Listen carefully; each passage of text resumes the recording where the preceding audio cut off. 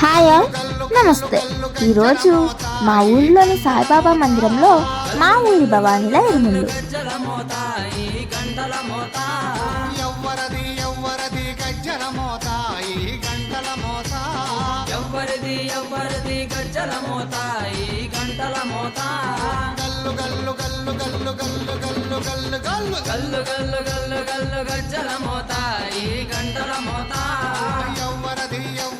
గజ్జల మోత ఈ గంటల మోత